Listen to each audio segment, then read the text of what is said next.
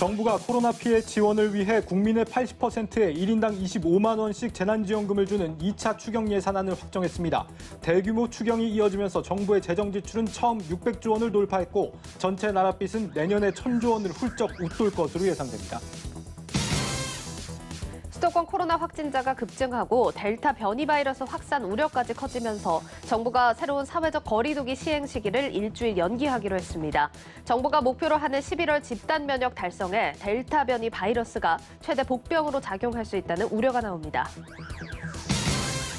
코스닥 시장이 개장 25주년을 맞았습니다. 1000스닥을 넘어 10,000스닥까지 가기 위해선 기관과 외국인 투자자를 끌어들이기 위한 시장 활성화 방안이 필요하다는 지적입니다. 글로벌 경기가 빠르게 살아나면서 올해 상반기 수출이 사상 처음 3천억 달러를 돌파하며 역대 최고 성적을 냈습니다. 지난달 수출도 40% 가까이 늘어나며 6월 수출 기준 최대치를 기록했습니다. 여러분 안녕하십니까? 뉴스플러스 시작합니다. 코로나 델타 변이 바이러스가 국내에도 급속히 확산되고 있습니다. 특히 주로 아직 백신을 맞지 않은 50대 이하를 중심으로 감염이 이뤄지고 있다는 점이 문제입니다. 신동호 기자입니다. 델타 변이 바이러스 확산으로 하루 확진자 수가 2달여 만에 가장 많이 발생하는가 하면 서울에선 올해 들어 1일 확진자 최고치를 기록하기도 했습니다. 원어민 강사 모임 관련 집단 감염에서 델타 변이가 확인돼 방역당국의 비상이 걸렸습니다. 델타 변이의 전파력이 기존 바이러스의 2.7배, 영국 알파 변이의 1.6배인 것으로 미루어 보면 최근 거침없는 확산 속도에 영향을 미친 것으로 보입니다. 델타 변이가 전파력이 이제 강화됐다고 얘기를 하죠. 그래서 알파 변이보다도 한 50% 증가됐다는 얘기는 그만큼이나 이제 바이러스 고유 특성인 감염 재생산 지수가 올라간다는 얘기고요. 그렇게 되면 요구되는 이제 백신의 예방 효과가 더 올라가야 되는 상황들이 되거든요. 특히 전체 인구의 30% 가까이 코로나 백신 1차 접종을 마쳤고 2차 접종까지 마친 접종 완료자는 전체의 10%에 달하지만 확진자 수는 좀처럼 줄어들고 있지 않은 상황. 전문가들은 코로나 백신 접종 순서에서 상대적으로 밀린 20대에서 50대까지 청장년층의 확진자 수가 늘었기 때문이라고 지적합니다.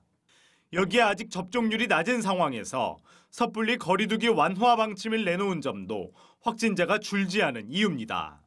미국을 비롯해 영국, 이스라엘 등도 접종률이 오르는 상황에서 확진자가 크게 증가하는 현상을 빚기도 했습니다. 접종률이 충분히 오르기 전에 사회적 거리두기 단계가 먼저 완화가 되면 일시적으로 확진자가 늘어나는 상황들을 대부분의 국가들이 경험을 했었거든요. 그렇기 때문에 사회적 거리두기 단계는 접종률이 올라가는 것과 동시에 아주 이제 점진적으로 아주 기술적으로 조정을 잘해야 된다는 걸 의미합니다. 문제는 확진자 수가 더 늘어날 가능성이 높다는 겁니다. 의료계에서는 2차 접종까지 빠르게 맞는 것이 변이 바이러스 예방에 효과가 있다고 조언합니다. 11월 집단 면역 달성 목표를 제시한 정부가 얼마나 접종 속도를 높여나갈지 여부에 따라 델타 변이 바이러스의 고비를 넘길지 판가름 날 전망입니다. 한국경제TV 신동호입니다. 이렇게 델타 변이 바이러스가 확산되고 있지만 영국과 미국의 경우 확진이 사망으로 이어지는 확률은 기존보다 적은 것으로 조사되고 있습니다. 실제 영국의 신규 확진자 수는 한 달 새 꾸준히 늘어 지난 1월 말 이후 최대치인 2만 6천여 명을 기록하고 있지만 치명률은 여전히 0%대의 낮은 상태를 유지하고 있습니다. 성인 인구 60% 이상이 백신 2차 접종을 마친 효과라는 평가가 나오는데 때문에 우리나라도 나머지 국민들에 대한 백신 접종을 서둘러야 한다는 지적이 나오고 있습니다. 마침 조금 전 이 방역당국이 이달 백신 접종 계획을 발표했습니다. 이번 계획에 따르면 50대 일반인은 이달부터 모더나 백신을 접종받습니다. 7월 12일부터 55세에서 59세를 시작으로 이후 50세에서 54세도 순차로 사전 예약을 할 수 있게 됩니다. 실제 접종 시기는 55세 이상은 26일부터, 54세 이하는 다음 달 9일부터입니다. 그간 30세까지 허용되던 아스트라제네카 백신은 혈전 우려를 반영해 50세 이상에게 접종하는 것으로 바뀝니다. 다만 이미 아스트라제네카를 맞은 이 50세 미만은 2차 접종을 화이자 백신으로 맞을 예정입니다. 이 델타 변이 바이러스로 사회적 거리두기 완화는 한 주 미뤄졌지만 이 바이러스 확산에 따라 앞으로의 상황도 예단하기 어렵게 됐습니다. 이 정은경 질병관리청장 발언 잠시 들어보시겠습니다. 최근에는 수도권에서도 델타 변이 바이러스가 확인되고 있어서 이런 점들이 이제 사회적 거리두기를 완화하게 되면은 사람 간의 접촉이 많아지고 또 음주나 뭐 다양한 그런 다중이용 시설에서의 노출을 통해서 폭발적으로 유행이 증가할 우려가 있다라고 보고 있는 상황입니다. 현재 수도권이 한 주 정도 사회적 거리두기 개편을 유예하고 방역 조치를 진행하고 있어서 이번 주의 상황을 보면서 이후에 거리두기 단계 조정이나 조치에 대한 부분들은 조정을 해 나갈 예정입니다. 이런 가운데 백신 접종자에 대한 인센티브는 오늘부터 바로 시행됩니다. 이에 따라 오늘부터 백신 접종자는 실외에서 옆 사람과 2m 이상 떨어져 있을 때 마스크를 착용하지 않아도 됩니다. 하지만 적용 첫날부터 수도권 곳곳에서는 변이 바이러스 공포 속에서 마스크를 착용하지 않는 사람들에 대한 우려 섞인 목소리가 커지고 있습니다. 전문가들은 일부 백신의 경우 델타 변이 바이러스에 대한 예방률이 취약한 만큼 인센티브 적용에 신중해야 한다는 조언을 내놨습니다. 델타 변이 바이러스 확산이 우리 경제 성장률과 금리 변화에는 새로운 변수로 급부상하고 있습니다. 수도권 거리두기 완화가 연기되면서 그간 부진했던 소비가 되살아날 것이라는 기대감이 사그라들고 있어서입니다. 앞서 정부는 올해 우리나라 경제 성장률 목표치를 11년 만에 최대폭인 4.2%로 상향 조정했고 한국은행 역시 지난 5월 경제 전망 보고서에서 하반기 백신 접종 확대로 성장률이 4%대를 나타낼 거라고 분석한 바 있습니다. 하지만 코로나 확산세가 거세지면서 다음 달 한국은행의 수정 경제 전망치가 다시 하향 조정될 가능성 역시 배제할 수 없게 됐습니다. 지난 5월 한국은행은 국내 감염병 확산세가 예상보다 더디게 진정될 경우 올해 우리나라 성장률이 0.6%포인트 더 낮은 3.4%에 그칠 것으로 내다보기도 했습니다. 환율도 연일 상승세입니다. 오늘 서울 외환시장에서 달러 대비 원화 환율은 1133.1원으로 1126.1원을 기록했던 전날보다 7원 올랐습니다. 위험 회피를 위해 이 달러를 매수하려는 심리가 강화되고 있기 때문인데 외환 전문가들은 당분간 델타 변이 바이러스에 따른 환율 상승이 이어질 것으로 보이지만 이 수출업체의 2월된 달러화 매도 물량이 유입되면서 상단은 다소 제한되고 있다고 평가했습니다. LG전자와 세계 3위 자동차 부품 회사 마그나와의 합작 법인 LG 마그나가 공식 출범했습니다. 이로써 LG그룹은 차세대 먹거리인 전장 사업의 구도를 완성하게 됐습니다. 신용훈 기자입니다. LG전자의 전장 사업부 일부를 물적 분할한 뒤 캐나다의 마그나 인터내셔널과 합작해 세워진 LG 마그나 이파워트레인. LG 마그나는 전기차용 모터와 인버터 등을 생산하며 전장 부품 아웃소싱 사업을 주력으로 추진하게 됩니다. LG 마그나 이파워트레인은 빠르게 진행되고 있는 전기차 시장에서 모터, 인버터, 차량 탑재용 충전기, 그리고 구동 시스템 등을 중점적으로 담당을 하게 됩니다. LG가 가지고 있는 강력한 제조력과 마그나가 가지고 있는 글로벌 네트워크와 풍부한 경험을 시너지를 내서 앞으로 다가오는 전기차 시대를 빠르게 선도해 나갈 예정입니다. 새 법인의 지분은 LG전자가 51%, 마그나가 49%를 갖고 CEO는 LG전자 VS 사업본부 정원석 상무가 맡습니다. LG 마그나 설립으로 LG그룹은 전기차 전장 사업 구도를 완성하게 됐습니다. 지난 2018년 차량용 조명 시스템 기업 GKW를 인수한 데 이어 올해 3월에는 차량용 인포테인먼트 합작법인 알루토를 출범시켰습니다. 이에 더해 LG에너지솔루션의 전기차 배터리, LG화학의 배터리 소재, LG디스플레이의 차량용 디스플레이, 나머지 부품은 LG이노텍이 생산하는 구도가 완성된 셈입니다. 차체를 뺀 나머지 전기차 주요 부품의 양산 체제를 갖추면서 완성차 업체들의 러브콜도 이어질 것으로 전망됩니다. LG 같은 경우는 이제 전기차 모터를 볼트나 이런 애들한테 공급을 했었고, 마그나는 또 이제 위탁 사업이나 트랙 레코드나 이런 양산 기술성에 대해서는 워낙 또 견고한 애들이고 하다 보니까 글로벌 완성차 입장에서는 예를 들어 내가 뭐 전기차를 10개를 내놓을 건데 5개는 내 주력이어가지고 내가 만든 모터를 개발을 할 거야. 근데 한 3개 모델 정도는 니치 마켓을 공략을 하려고 하는 거다 보니 이거 모터는 내가 좀 개발하긴 그런데 그러면은 이제 뭐 마그나 같은 애들한테 아웃소싱을 모터를 해서 쓸 수도 있는 거고.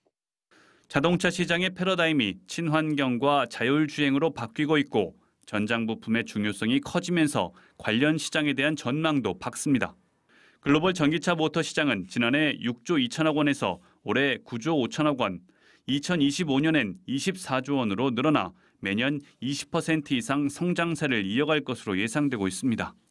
지난해 5조 6천억 원 규모였던 전기차 인버터 시장은 올해 8조 4천억 원, 2025년에는 21조 5천억 원으로 커질 전망입니다. 친환경차 시대를 맞아 자동차 부품과 전장 사업 강화를 위해 칼을 빼든 구광모 회장. LG 마그나 출범을 기점으로 종합 전장 회사로서의 입지를 어디까지 확장해 갈지 관심이 쏠리고 있습니다. 한국경제TV 신용훈입니다. SK이노베이션이 배터리 사업을 따로 떼어내서 별도의 자회사로 만들겠다고 밝혔습니다. 또 정유 화학회사 이미지를 벗고 이른바 그린 기업으로 탈바꿈하겠다며 앞으로 5년간 30조 원을 투자하기로 했습니다. 임원식 기자입니다. 내년이면 환갑을 맞게 될 SK이노베이션이 그린 기업으로서의 탈바꿈을 선언했습니다. 단순히 친환경 사업 비중을 늘리는 데 그치지 않고 친환경 사업 위주로 회사 체질을 아예 바꾸겠다는 겁니다. 지금의 정유 화학회사 간판은 탄소 중립을 비롯한 ESG 경영과 맞지 않다는 판단에서입니다. 지난 60년간 회사 발전의 토대가 되어온 석유화학 사업에서 친환경 그린 사업으로 완전히 체질을 바꾸고자 합니다. 이를 위해서 2025년까지 약 30조 원을 투자해서 사업 내 그린 자산의 비중을 70%까지 높이려고 하고 있습니다. 이와 함께 SK이노베이션은 앞선 LG화학의 LG에너지솔루션 분사처럼 배터리 사업을 떼어내 별도의 자회사로 만들 계획입니다. 급성장하고 있는 배터리 사업의 재원을 마련하기 위한 취지로 해마다 배터리 공장 증설에 2, 3조 원씩 쓰고 있는 상황에서 더 많은 자금을 확보하기 위한 불가피한 조치라는 설명입니다. 분사는 이르면 올해 안에 이루어질 전망인데 다만 회사 분할 방식과 구체적인 상장 계획에 대해선 검토 중이라며 즉답을 피했습니다. 한편 SK이노베이션은 현재 배터리 수주 잔고가 세계 탑 레벨 수준인 1테라와트에 이른다며 40기가와트시 수준인 배터리 생산 능력을 오는 2030년 500기가와트시까지 늘리겠다는 방침입니다. 배터리 사업 실적 또한 올해 흑자 전환을 시작으로 오는 2025년 2조 5천억 원의 흑자 달성을 목표로 하고 있다며 가장 시급한 과제로 우수 인력 확보를 꼽았습니다. 한국경제TV 임원식입니다.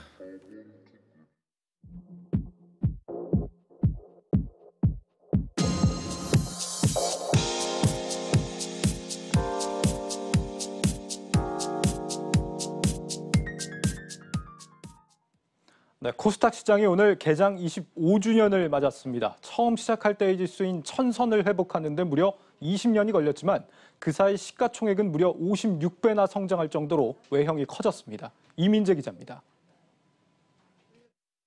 코스닥 시장이 생긴 지 25년, 많은 변화가 있었습니다. 코스닥 상장사는 5배, 시가총액은 56배, 거래대금은 5,200배 늘었습니다. 하지만 탄탄대로는 아니었습니다. 지난 1996년 7월 1일 1000선을 시작으로 2830선까지 오르기도 했지만 2000년 이후 닷컴 버블, 세계 금융위기 충격 등으로 급락과 정체를 거듭했습니다. 지난해 초에는 코로나19 확산으로 500선 아래로 떨어지기도 했습니다. 회복의 기미가 보이기 시작한 건 동학개미 열풍이 불고 나서부터입니다. 지난해 개인 투자자들은 코스닥 시장에서 사상 최대 규모인 16조 원어치를 사들이며 지수 상승에 앞장섰습니다. 결국 코스닥이 시작할 때 지수인 1000선을 회복했습니다. 중소기업에 대한 지원 정책과 기술 특례 제도와 같이 코스닥만의 차별적인 상장 제도를 바탕으로 혁신 기업들을 발굴하고 육성해온 점에 기인한다 할 것입니다. 혁신 기업의 상장 활성화, 시장의 건전성 제고 등을 통해 코스닥 시장이 우리나라의 경제 성장을 견인하는 데 기여하도록 노력하겠습니다. 다만 만족하기는 이릅니다. 나스닥을 본떠 만든 코스닥인데 나스닥이 만선에 올라설 동안 코스닥은 제자리로 돌아온 것을 볼 때 갈 길이 멉니다. 세계에서 신시장으로 미국, 캐나다에 이어 세 번째로 큰 코스닥. 시장 규모에 걸맞게 지수가 상승하기 위해 필요한 것은 무엇일까? 전문가들은 기관과 외국인 투자자들을 유인하기 위한 코스닥 시장 활성화 방안 등이 필요하다고 강조합니다. 유니콘 기업들이 등용문으로 코스닥 시장 기업 공개를 활용하고 모험 자본 투자로 성장해 스타트업들의 모범이 되는 선순환이 생겨나는 게 중요하다는 분석입니다. 연기금의 운용 방침에 있어서 코스닥 투자에 대한 의무 비중을 설정한다든가 또는 다양한 그런 지수들을 활용해서 기관 투자자들이 코스닥 시장에 대해서 많이 참여할 수 있는 그런 실효성 있는 방안이 필요하다고 생각을 합니다. 사업 손실 준비금 제도를 도입한다거나 또는 중소기업들의 우수 인력을 이렇게 영입하는 데 필요한 스탁옵션에 대한 비과세 특례 같은 세제 혜택이 필요하다고 생각합니다. 20년 만에 제자리를 찾은 코스닥이 미래성장 먹거리를 찾아 천스닥에 이어 만스닥으로 올라설 수 있을지 주목됩니다. 한국경제TV 이민재입니다. 그렇다면 앞으로 우리 코스닥이 더 성장하기 위해서 필요한 조건들은 어떤 것들이 있을지 알아보겠습니다. 증권부 박혜린 기자 나와 있습니다. 박 기자, 네. 지금 25주년 맞은 오늘 코스닥 지수 흐름이 좀 어땠습니까? 네, 생일을 맞아서인지 오늘 상승 흐름을 이어갔습니다. 오늘 코스닥 지수는 1035포인트까지 올라선 모습입니다. 예. 사실 코로나19 이후로 주요국 증시가 대부분 호황이었다는 점 많은 분들이 알고 계시고 또 체감을 하고 계실 텐데요. 그렇죠. 네, 코스닥 지수가 글로벌 주요 지수 중 가장 높은 상승률을 기록했다는 것까지는 모르는 분들도 굉장히 많을 그래요? 것 같습니다. 코스피가 아니고 코스닥이 가장 높았다고요? 네, 맞습니다. 그래서 제가 미국과 일본 등 세계 주요국 증시 상승률을 한번 정리를 해봤습니다. 2020년 최저점에서 현재 시점까지 등락률을 한번 살펴보면 코스닥 지수는 약 140% 넘게 상승을 했고 네. 2등은 코스피가 차지를 했습니다. 이어 나스닥 지수와 S&P 500 지수가 각각 112%, 92%로 뒤를 이은 모습이었습니다. 역시 자랑스러운 한국입니다. 네. 방역의 효과가 아닌가 싶은데 코로나 여파의 최대 수혜주가 이제 코스닥이었다. 이거 상당히 좀 놀라운 사실입니다. 그러면 이제 코로나 이후에 우리 동학개미들이 아무래도 좀 서학개미들보다 또 수익률이 높았다 이렇게 봐야 될까요? 네, 물론 이건 개별 종목에 따라서 다르겠지만 지수로 봐선 동학개미의 승리로 볼 수 있을 것 같습니다. 예. 네, 물론 기준이 최저점 대비 현재 지수이기 때문에 코스닥 지수가 사실 그만큼 코로나19의 직격탄을 맞았다는 게 방증이 되는 걸 수도 있습니다. 다만 이 회복 탄력성 측면에서 보면 사실 굉장한 성과를 보였다는 점은 부인할 수 없을 겁니다. 네, 어떻게 보면 우리 이제 중견 중소업체들이 그만큼 좀 탄탄해지고 있다 이렇게 그럼요. 평가를 할 수 있겠는데 천선에 달할 때까지 물론 좀 시간이 걸리긴 했지만 최근에 이 속도대로라면 2,000스닥, 3,000스닥도 그렇게 꿈이 아니겠다 이런 생각이 드는데요. 네, 물론 코로나19라는 대대적인 사안이 있긴 했지만 코스닥 지수가 2배가 되기까지 1년 반도 채 걸리지 않았으니까 사실 이 속도라면 무리도 아닙니다. 네. 네, 한국거래소 코스닥 시장 위원장과 제가 인터뷰를 했는데 보여드리기 전에 비하인드 스토리를 먼저 잠깐 말씀을 드리자면 예. 제가 2,000스닥까지 얼마나 오래 걸릴 것이냐, 한 5년 정도로 보면 불가능한 것도 아니지 않느냐라고 하니까 손을 내저으시면서 너무 비관적으로 보시는 거 아니냐고 말할 정도로 되게 자신감이 찬 모습이었습니다. 상당히 자신만만하네요. 5년보다 더 짧게 걸릴 수 있다 네, 이런 그렇습니다. 얘기인데 박 기자가 실제 인터뷰를 해왔죠? 네. 예, 한번 들어보겠습니다. 네. 저희를 통해서 지금 시장 대표 기업이라고 할 수 있는 네이버나 카카오, 셀트리온과 같은 기업들이 다 성장했습니다. 혁신기업 전용 시장의 정체성을 확보할 수만 있다면 머지않은 시간에 2,000스탁을 넘어서 3,000스탁도 가능할 것으로 생각합니다. 네, 굉장히 자신감에 찬 모습이시죠. 사실 지금이야 분위기가 이렇게 좋지만 이민재 기자 리포트에서도 보셨듯 1,000스탁 자리를 되찾기까지 사실 20년이라는 시간이 걸렸습니다. 앞으로 2,000스탁, 3,000스탁까지 도달하는 것도 사실 그렇게 쉬운 일은 아닙니다. 가장 큰 과제로 꼽히는 건 핵심 기업을 지키는 겁니다. 네. 앞서 김 위원장도 말했듯 네이버와 카카오는 코스닥 시장에서 사실 탄생을 한 종목들입니다. 그런데 모두 코스피로 향했고 지금 시가총액 3위, 4위 자리를 지키고 있죠. 실제로 2000년 이후 지난해까지 코스닥에서 코스피로 이전한 기업들은 총 45곳으로 시총을 모두 합하면 200조 원이 넘습니다. 이 기업들만 코스닥 시장에서 자리를 지켰더라도 코스닥 시장은 지금보다 훨씬 커졌겠죠. 네, 기업 입장에서는 그만큼 이제 성장을 했다는 거니까 좀 반가운 일일 수 있겠습니다만 코스닥 시장 입장에서는 좀 아쉬운 일이 될 수 있겠네요. 네, 또 더 중요한 점은 K 유니콘들의 해외 상장 추진이 잇따르고 있다는 점입니다. 그렇죠. 뉴욕 증시로 향한 쿠팡이 떠오르는데 이렇게 코스닥에서 빠져나가지 않게 하는 게 이제 코스닥 성공의 조건이다 이런 거군요. 네, 그렇습니다. 또 쿠팡에 이어 마켓컬리와 야놀자 등 국내 유니콘 기업들의 해외 상장 추진이 잇따르고 있습니다. 네. 즉 유니콘 기업들을 잘 키워놓으면 코스피로 이전 상장을 하거나 아예 첫 발을 해외로 떼는 경우가 그만큼 늘고 있다는 겁니다.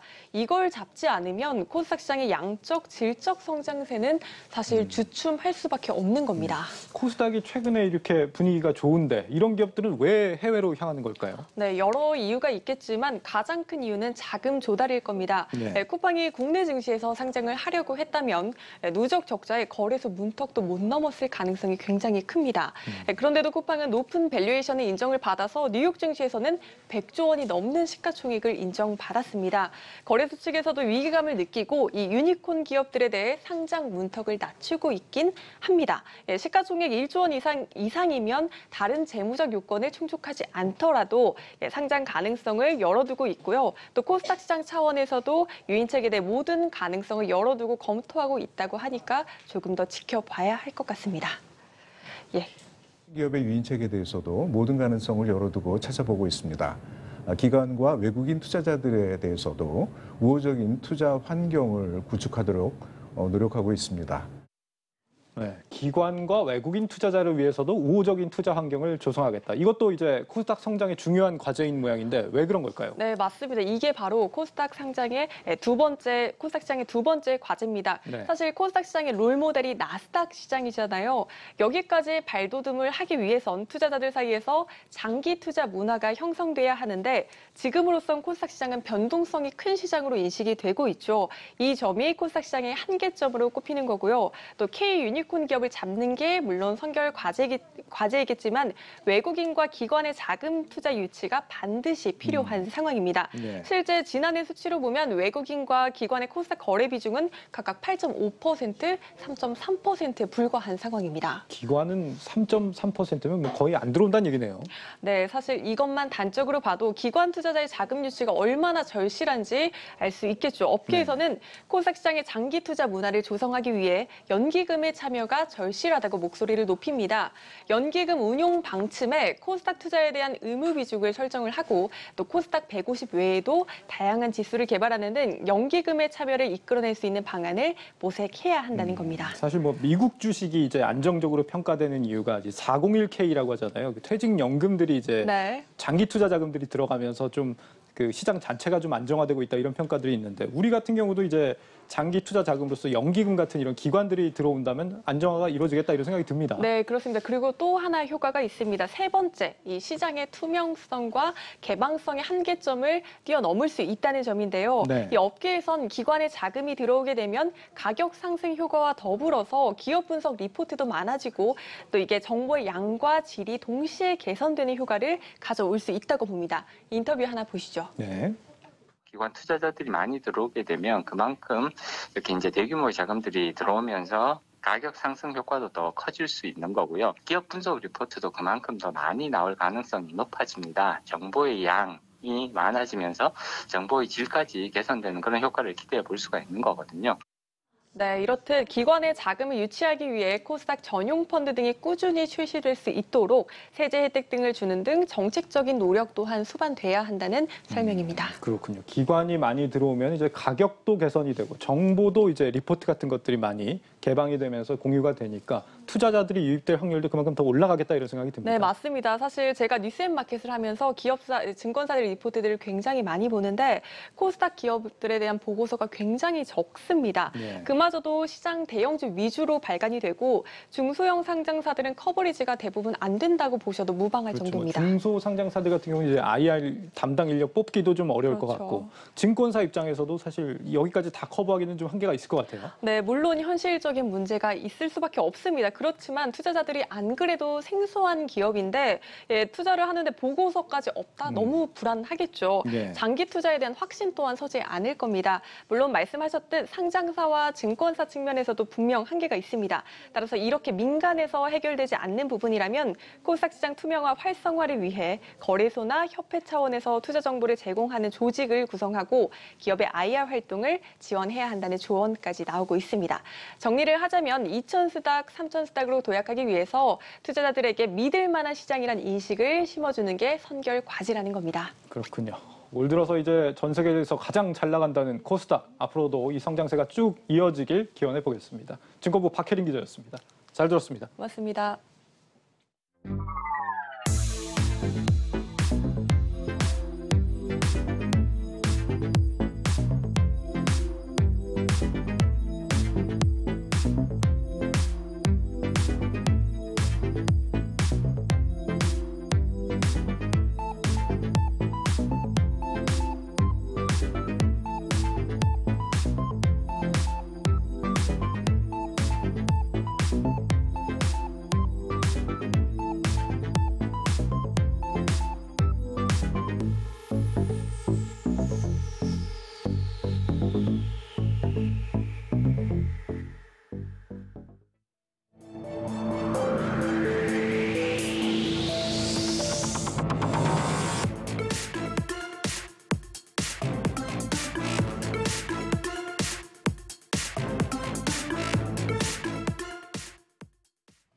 코로나 피해 지원을 위한 33조 원의 추표 추경안이 편성이 됐습니다.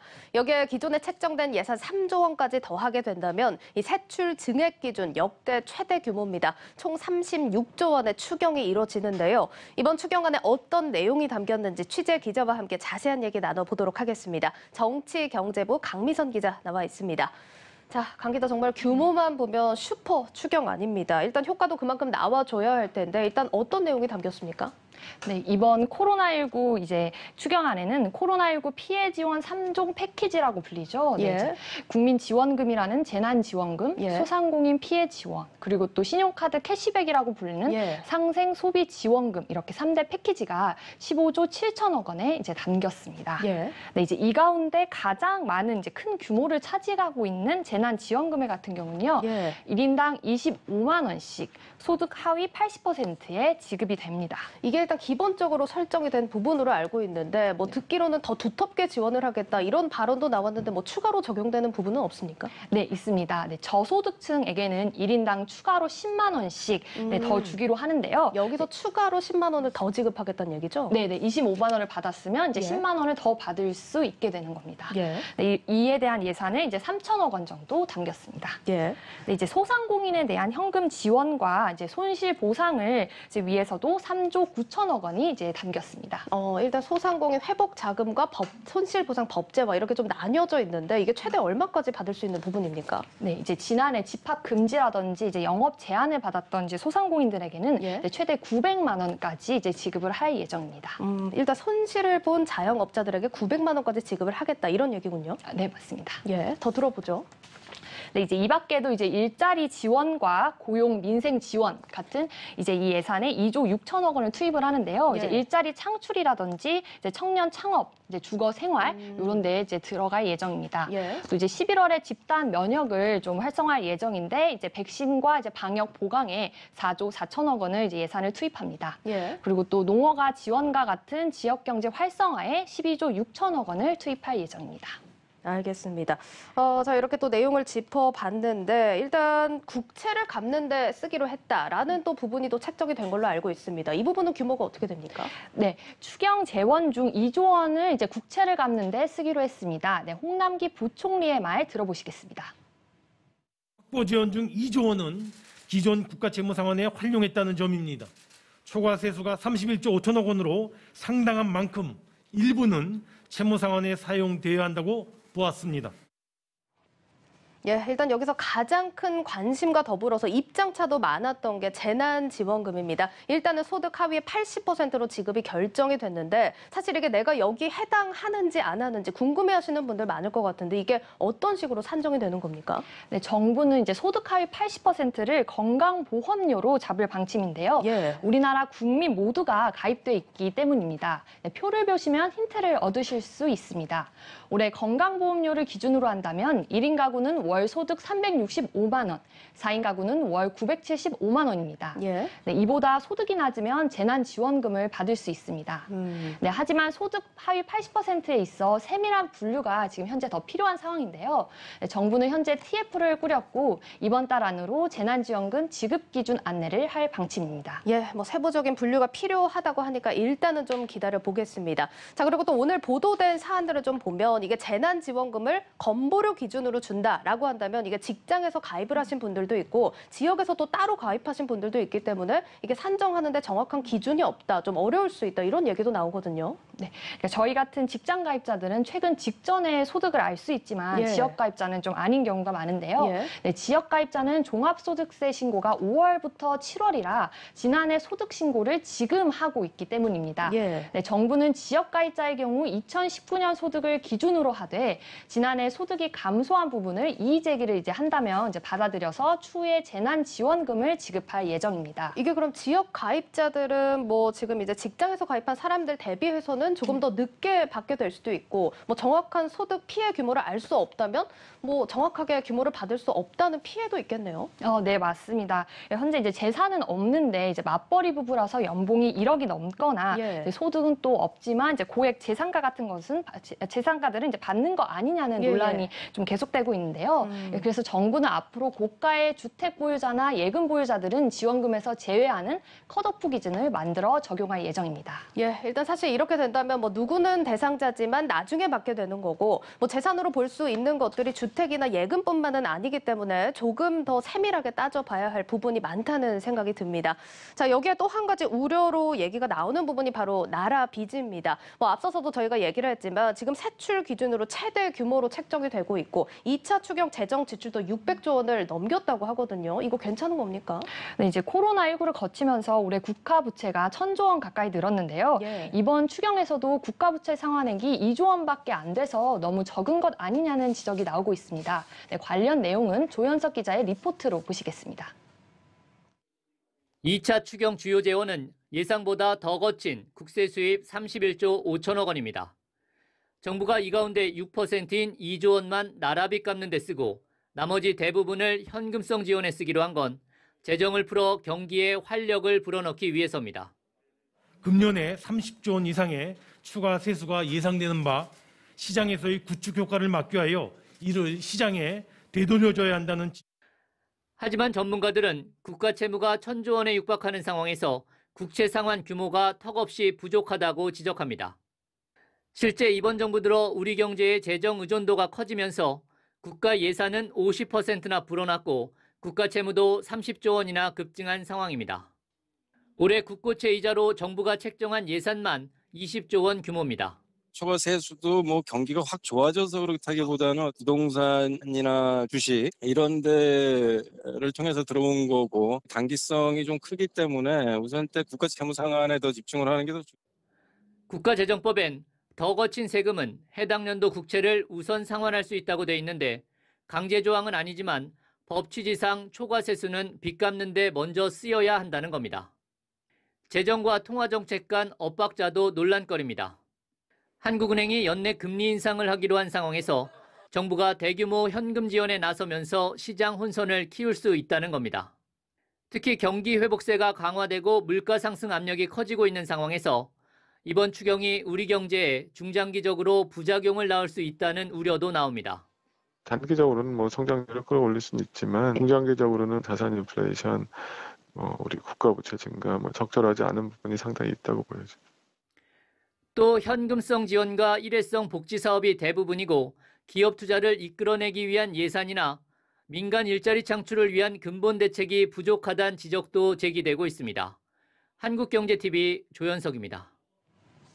일단 한은의 기준금리 인상 시그널이 나온 가운데 이렇게 현금을 푸는 조치들이 좀 우려 리스크로 꼽히고 있고요. 또 단기 조치다라는 또 비판들이 나오는 만큼 세부 사안들은 조금 더 살펴보셔야겠습니다. 자, 일단 추경이 편성이 됐다고 하니까 앞으로 일정을 좀 짚어보죠.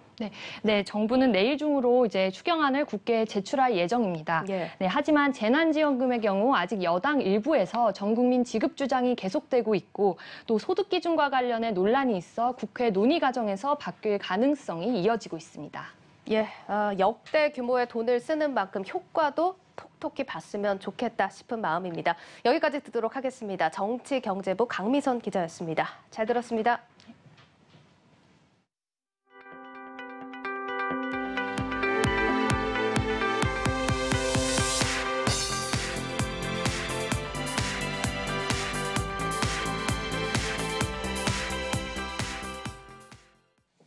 디지털 보험 시장 경쟁이 치열해지고 있습니다. 카카오를 시작으로 외국계 보험사인 라이나생명까지 이 시장에 뛰어들었는데 강력한 플랫폼을 가진 빅테크 그리고 헬스케어 서비스로 중무장한 기존 보험사 간의 진검승부가 예상됩니다. 장슬기 기자입니다.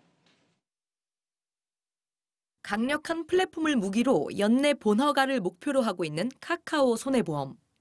동호회나 택시 등 생활 밀착형 보험을 미니보험 형태로 출시해 MZ세대를 공략하겠다는 전략을 갖고 있습니다. 카카오의 디지털 보험 시장 독주가 예상되는 가운데 등장한 강력한 경쟁자, 바로 라이나생명입니다. 라이나생명의 모기업인 시그나그룹은 이르면 내년 초 디지털 손해보험사를 출범해 개인 맞춤 건강관리를 위한 결합형 건강보험을 출사표로 시장 공략에 나설 계획입니다. 그간 기존 전통보험사들이 강력한 플랫폼을 보유한 빅테크와의 경쟁에선 완패할 것이란 관측이 우세했지만 라이나생명의 경우 치아보험과 고령자 전용보험 등 기존에 없던 상품들을 주로 비대면 채널을 통해 판매하며 높은 성과를 내고 있다는 강점이 있습니다. 올 1분기 기준 라이나생명의 텔레마케팅 채널을 통한 초회보험료는 40억 8,300만 원으로 업계 1위, 전체 당기순이익은 업계 3위 수준입니다. 게다가 글로벌 기업인 시그나의 강점, 헬스케어 서비스를 바탕으로 혁신적인 디지털 상품을 선보일 것이란 기대감도 높습니다. 업계는 두 보험사의 경쟁이 디지털 시장 활성화에 촉매제가 될 것으로 보고 있습니다. 지난 2019년 국내 1호 디지털 손해보험사인 캐롯 손해보험이 등장하면서 디지털 보험 시장에 대한 기대감을 높였지만 출범 첫 해 90억 원의 단기 순손실을 기록한 데 이어 지난해에는 381억 원의 적자를 내며 디지털 보험에 한계를 보였다는 지적이 제기됐기 때문입니다. 빅테크라는 거는 아까 말씀드린 것처럼 이제 그런 플랫폼 그리고 그 플랫폼에 붙어 있는 그런 고객 정보가 있다라는 게 강점인데 단점이라고 하는 건 보험업을 잘 모른다라는 거잖아요. 특히나 이제 보험 상품뿐만 아니라 그런 건강관리 서비스라는 거는 굉장한 노하우가 필요해요. 시그나가 이제 그러한 강점이 있기 때문에 그런 충분히 그런 빅테크와 경쟁에서도 자기네들 우위를 점할 수 있다라는 자신감이 있을 것 같아요. 네. 아울러 통합 출범한 신한라이프도 소액 단기 보험사 설립을 검토하며 디지털 시장 공략을 준비하고 있는 상황.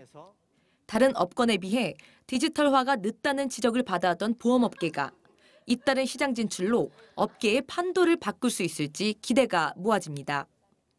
한국경제TV 장슬기입니다.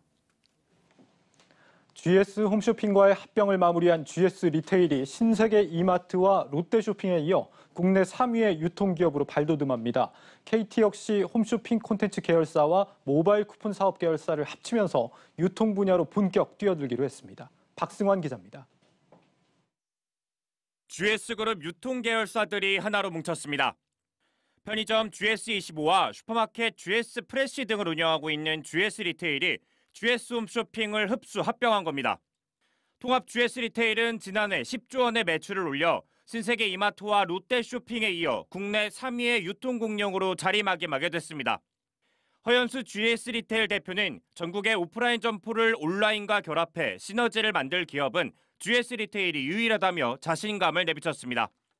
앞으로 5년간 모두 1조 원 규모의 투자금을 쏟아부어 오는 2025년까지 취급액을 25조 원대로 끌어올린다는 계획인데 특히 디지털 커머스 부분은 지금보다 덩치를 4배 이상 키우는 것을 목표로 하고 있습니다. KT 하이텔과 KT M하우스가 합병한 KT 알파도 오늘 공식 출범했습니다. KT의 홈쇼핑 콘텐츠 계열사와 모바일 쿠폰 사업을 담당해온 계열사를 하나로 합쳐 유통 분야에 본격적으로 뛰어들기로 한 겁니다. K쇼핑, 모바일, B2B, B2C 모든 영역에 걸쳐서 기존의 역량 강화와 신규 사업 비전, 신규 서비스 런칭 이런 부분들에 좀 더 많은 신경을 쓸 예정입니다. 앞서 구현모 KT 대표는 탈통신을 내세우며 2025년까지 디지털 플랫폼 사업 비중을 50%까지 올리겠다고 공언한 바 있습니다. 경쟁사 SKT가 자회사 11번가에 아마존 글로벌 스토어를 선보이기로 한 것도 영향을 미친 것으로 보입니다. 다양한 융합할 수 있는 여지를 가지고 있기 때문에 또 그들끼리 합칠 수도 있고 이런 이제 경쟁적인 유통 플랫폼이 온라인 오프라인 융합된 이게 이제 계속 경쟁적으로 나타날 거예요. 기존에 존재하던 것들이 서로 뒤섞이며 경계가 허물어지는 이른바 빅블러의 시대가 도래한 겁니다. 한국경제TV 박수관입니다. 최근 국내 타이어 회사들에 대한 미국의 반덤핑 관세 조치를 놓고 정부의 대응이 미온적이라는 불만들이 쏟아지고 있습니다. 추가 손실이 최대 수천억 원에 이를 것으로 우려되고 있기 때문에 정부의 적극적인 중재가 필요하다는 겁니다. 송민화 기자입니다. 미 국제무역위원회 ITC는 최근 국내 타이어 업체에 반덤핑 관세 조치를 내렸습니다. 해당 업체는 한국타이어와 금호타이어, 넥센타이어로 이들이 수출하는 타이어가 미국 타이어 업계에 피해를 입혔다는 게 이유입니다. 반덤핑률은 한국타이어가 27%, 금호타이어 21%, 넥센타이어 14% 수준으로 만약 재심 없이 확정된다면 연간 수천억 원의 추가 손실은 불가피합니다. 만약에 그냥 한국에서 계속 수출을 진행을 한다면 연간 수백억 추가 손실이 발생하는 거죠. 국내 타이어 기업들이 전부 다 하면은 아마 수천억이 될 수도 있어요. 이들 세 기업의 전체 수출 물량 가운데 북미 수출 물량이 절반에 가까울 정도로 미국 의존도가 높아 그야말로 비상입니다. 업계는 일단 급한 불 끄기에 나섰습니다. 한국타이어는 1,000억 원을 들여 미국 테네시 공장의 생산 물량을 2배 이상 늘린다는 계획이고 금호타이어는 연간 400만 개의 타이어 생산 규모를 지닌 조지아주 공장을 확장한다는 방침입니다. 문제는 공장을 증설하더라도 완공까지 최소 수년이 걸리는 만큼 업계는 당장 정부가 중재자로 나서줄 것을 호소하고 있습니다. 정부는 그러나 이번 조치의 경우는 개별 기업 사안이지 국가 간 무역 분쟁이라고 보기 어려운 만큼 섣불리 개입할 수 없다는 입장입니다.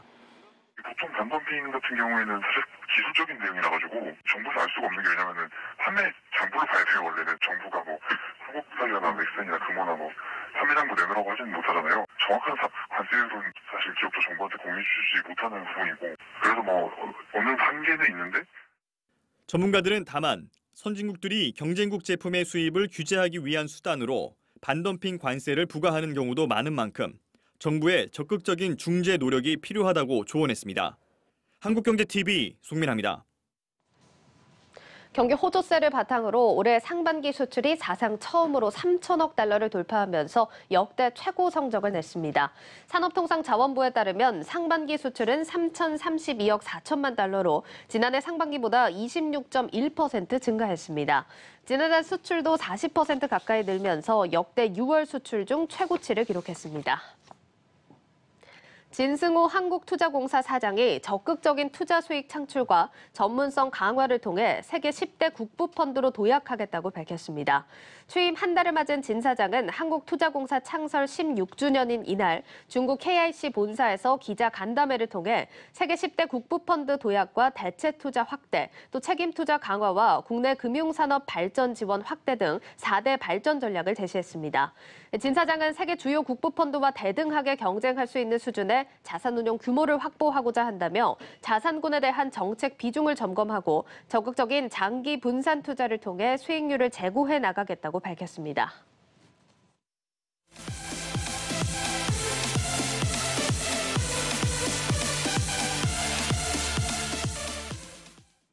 네, 지난해부터 이어진 공모주 열풍에 상장 전 비상장 주식을 미리 사둬 차익을 거두려는 투자자들이 늘고 있습니다. 하지만 이 비상장 기업의 경우 정보가 부족하고 이 시장성이 있는지 판단하기 어려운 만큼 투자에 각별한 주의가 필요합니다. 연속기획보도 장외주식 ABC, 오늘은 비상장 주식을 투자할 때 반드시 확인해야 할 사항을 정리해봤습니다. 유호성 기자입니다. 비상장 주식을 사고 파는 장외시장 일평균 거래대금은 올해 들어 70억 5천만 원으로 집계됐습니다. 이는 지난해 사상 최고치를 기록한 일평균 거래액 51억 5천만 원보다 37%가량 더 늘어난 수치입니다. 유망 비상장 기업들이 IPO 이후 공모가보다 주가가 크게 뛰자 비상장 주식을 미리 사 차익을 거두려는 투자자들이 몰린 영향으로 풀이됩니다. 하지만 비상장 주식 투자가 곧 대박이라는 공식이 성립하는 것은 아닙니다. 자체 스타트업이나 비상장 기업에 투자했다 회사가 사라지거나 상장이 연기되는 경우도 많기 때문입니다. 이 같은 피해를 막기 위해 회사의 성장성이나 상장 가능성에 대해 잘 따져봐야 하지만 상장 기업과 달리 정보 공개 의무가 없어 이마저도 쉽지 않은 실정입니다. 기본적으로 쉽지 않다는 거는 먼저 감안을 하셔야 되고요. 일단 기존의 그 회사들이 투자자들을 어떤 기관한테 투자를 받았는지 이게 되게 중요하다고 생각합니다. 전문가들은 정보 비대칭성이 큰 만큼 신뢰할 수 있는 지표인 국책과제 결과물이나 특허 등 무형자산 보유 여부를 꼼꼼히 확인해야 한다고 조언합니다. 과제를 당연히 수주를 했을 것이고 특허를 보유하고 있을 거다라고 당연히 이제 저희가 예상이 되고 그런 것도 없다라면은 사실은 좀 의심을 해봐야 된다라는 거죠. 최소한 그런 것들을 보유하고 있는 기업이어야만 그래도 투자를 할 만한 기업이지 않을까라는 부분에서 그런 부분. 또 대부분의 벤처기업 대표가 교수나 연구소 출신이 많은 만큼 과거의 연구 실적을 확인해보는 것도 좋은 방법입니다. 한국경제TV 유호성입니다.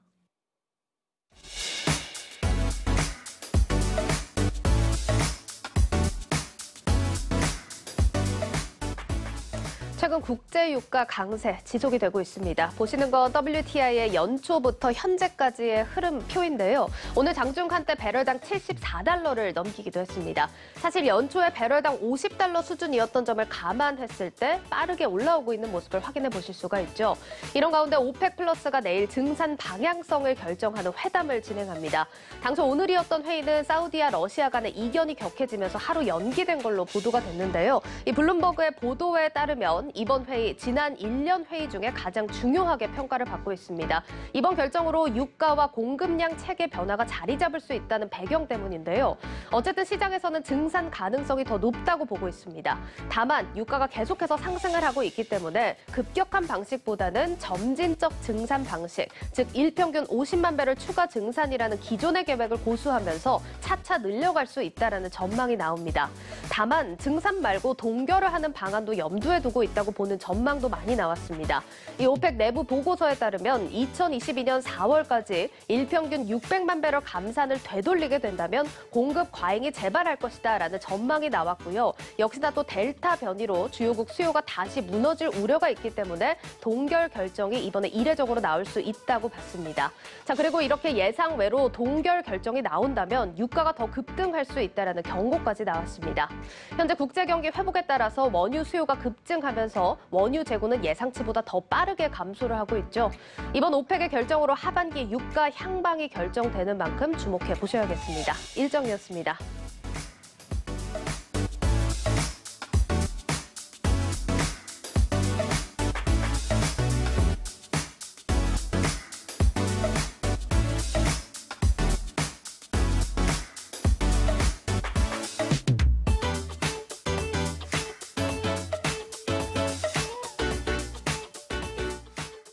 뉴스 플러스를 마치겠습니다. 여러분 고맙습니다.